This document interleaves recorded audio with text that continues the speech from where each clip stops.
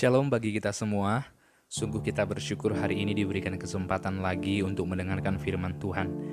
Jikalau kita mengingat teman-teman kita, saudara-saudara kita yang berada di tempat yang jauh, mereka sulit sekali untuk mendengarkan firman Tuhan.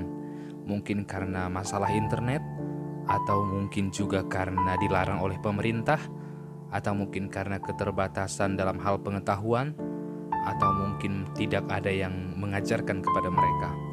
Kita bersyukur sekali Tuhan berikan anugerah ini. Maka kita harus menggunakan sebaik-baiknya. Saat Tuhan berbicara, kita harus menangkap apa yang Tuhan mau, supaya kita mengerjakan apa yang sesuai dengan kehendak-Nya. Oleh karena itu, marilah kita meminta pertolongan dalam doa, supaya Tuhan memberikan kita pengertian. Bapa dalam surga, kami berterima kasih untuk kesempatan kami dapat belajar firman-Mu. Maka tolonglah kami untuk memahami apa yang menjadi isi hati-Mu, dan tolong juga kami untuk dapat mengerjakannya bagi kemuliaan-Mu. Dalam nama Yesus Kristus kami bersyukur dan berdoa. Amin. Firman Tuhan hari ini diambil dari Amos pasal yang ketiga ayat yang ke-7. Sungguh Tuhan Allah tidak berbuat sesuatu tanpa menyatakan keputusannya kepada hamba-hambanya para nabi. Ketika kita mengingat apa yang terjadi dalam kitab Kejadian, secara khusus Kejadian 18, saat Sodom dan Gomora akan dihukum, maka Tuhan mengingatkan kepada Abraham. Dan juga kita ingat bahwa sebelum Tuhan memberikan air bah, maka Tuhan juga mengingatkan kepada Nuh. Maka ini memberikan kita sebuah pemahaman bahwa sebelum Allah bertindak, maka Ia akan menyatakan apa yang menjadi kehendak-Nya kepada nabi atau kepada orang yang Dia pilih. Maka sebelum Tuhan juga menghukum Daud, Ia juga mengutus Nabi Nathan untuk menegur Daud yang berdosa saat itu. Maka saat Israel berdosa dan mereka akan dihukum oleh Tuhan, maka Tuhan juga memberikan sebuah pesan kepada Nabi Amos untuk mengingatkan bangsa Israel bahwa mereka akan dihukum oleh Tuhan karena kejahatannya.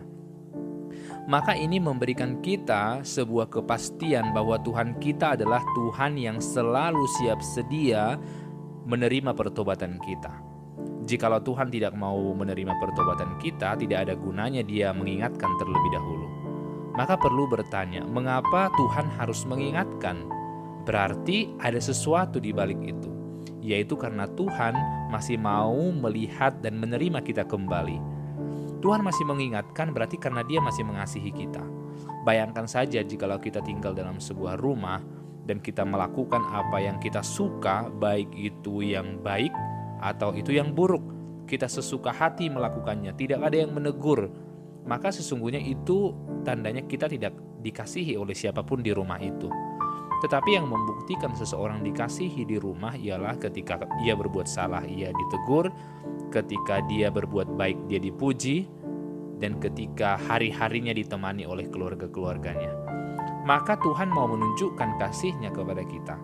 Jikalau Tuhan masih menegur kita saat ini, itu tandanya Tuhan masih ingin kita kembali kepada jalan-Nya. Jikalau Tuhan mengingatkan, maka itu tandanya Tuhan sangat mengasihi kita. Sama seperti bangsa Israel yang berdosa kepada Tuhan, Tuhan menghukum mereka. Tapi sebelum Tuhan menghukum mereka, Tuhan mengingatkan mereka dengan menyampaikan pesan kepada para nabi. Maka dikatakan di sini, sungguh Tuhan Allah tidak membuat sesuatu atau tidak berbuat sesuatu tanpa menyatakan keputusannya terlebih dahulu kepada para nabi atau kepada orang yang diutusnya. Maka ini adalah juga pesan bagi kita semua. Sekarang kita telah dititipkan pesan oleh Tuhan melalui Alkitab. Alkitab ini adalah firman Tuhan. Ini bukan hanya sekedar buku biasa. Ini Tuhan yang berbicara.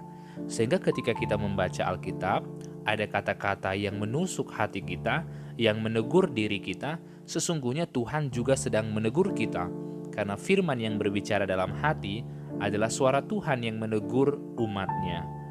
Maka pikirkanlah, kapan terakhir kita merasa saat membaca firman Tuhan, firman itu pas sekali ke hati kita.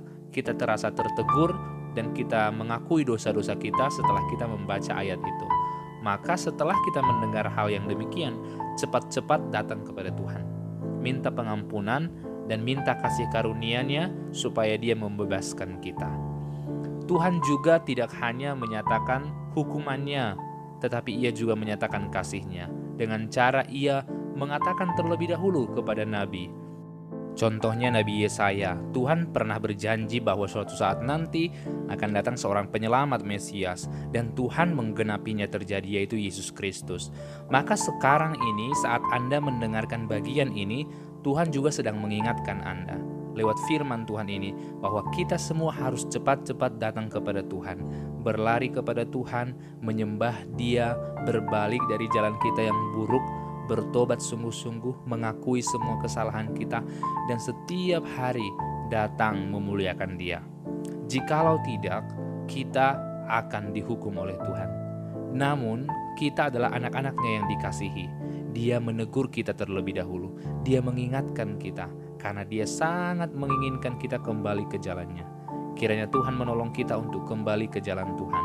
Dan kiranya Dia setia mengingatkan kita dan terus berbicara kepada kita lewat siapapun, baik lewat orang-orang terdekat atau lewat media internet yang telah kita lihat dan kita dengarkan. Kiranya Tuhan menolong kita. Amin. Bapa dalam surga, tolonglah ingatkan kami supaya kami berjalan menurut kehendak-Mu, supaya kami tidak menyimpang, dan supaya kami melakukan apa yang berkenan di mata-Mu, supaya kami sungguh-sungguh meninggalkan dosa dan terus datang kepada Tuhan memuliakan Engkau. Ampunilah kami ketika kami sering jauh daripada Tuhan. Terpujilah Engkau Tuhan, dalam nama Tuhan Yesus Kristus. Amin.